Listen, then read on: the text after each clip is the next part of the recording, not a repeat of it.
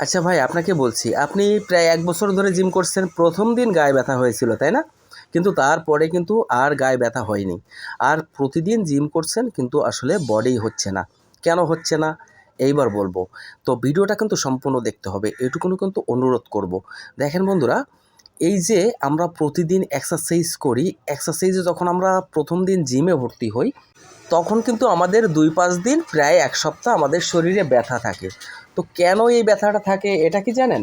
তাহলে শুনুন, আমাদের বডিটা কিভাবে তৈরি হয়। ওই যে ১ম দিন আপনি জিমে ভর্তি হয়েছিলেন, কারণ আপনি কোনো দিন এক্সারসাইজ করেননি। ১ম দিন যখন জিম করেছিলেন, তখন কিন্তু আপনার শরীরে যে মাসল ফাইবারগুলো ছিল, এগুলো ফেটে গিয়েছিল। মানে ছিঁড়ে গিয়েছিল। ছোট, ছোট ক্ষত হয়, আমাদের মাসল ফাইবারগুলো ছোট, ছোট ক্ষত হয়। এর কারণে কিন্তু আমাদের ব্যথা হয়। তো এই ব্যথাটা কিন্তু আস্তে আস্তে আপনার সেরে যায়। এরপরে কিন্তু জিম করলে আর ব্যথা হয় না। তো এই যে ব্যথা হচ্ছে না আর আপনার বডিতে, এখানেই সমস্যা। আপনি যদি সত্যি বডি বানাতে চান, তাহলে আপনাকে সারা বছর আপনার গায়ে ব্যথা থাকতে হবে। আপনার যদি গায়ে ব্যথা না থাকে, তাহলে কিন্তু আপনার বডি হবে না। কেন হবে না? দেখেন, ওই যে বলছি না আমি, যে মাসল ফাইবারগুলো ভেঙে যায়। যখন আপনি কিছুদিন ব্যায়াম করছেন একই ওয়েটে, তখন কিন্তু আপনার মাসল ফাইবারগুলো আর ভাঙছে না। না ভাঙার ফলে কিন্তু আপনার বডিটাও গ্রোথ হচ্ছে না। আমাদের ব্যায়াম করলে কিন্তু সরাসরি আমাদের বডি তৈরি হয় না। ব্যায়াম করলে কিন্তু আমাদের ছোট ছোট ক্ষত হয় শরীরে, মাসল ফাইবারগুলো ভেঙে যায়।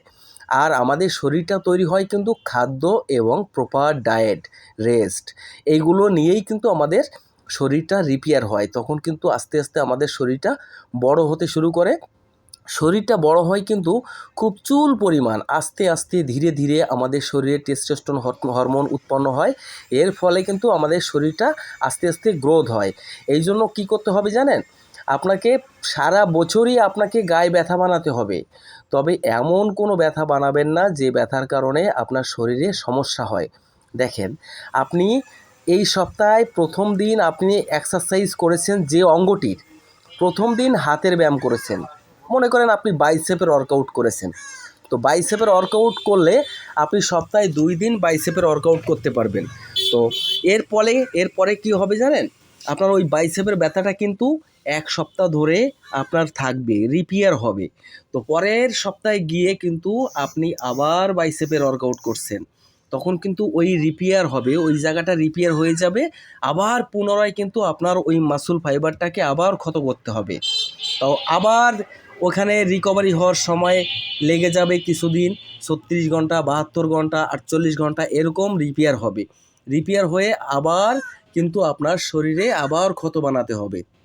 মানে আপনার শরীর যদি ক্ষত না হয়, মানে মাসল ফাইবারগুলো যদি না ভাঙে, এক কথায় আপনার বডি হবে না। তো এর জন্য কি করতে হবে জানেন? আপনাকে ওয়েটের ডিফারেন্স আনতে হবে। আপনি যে ওয়েটটাতে ব্যায়াম করছেন, এই ওয়েটটা দিয়ে সারা বছর জিম করলে হবে না। আপনাকে কি করতে হবে? ওয়েটের ডিফারেন্স আনতে হবে।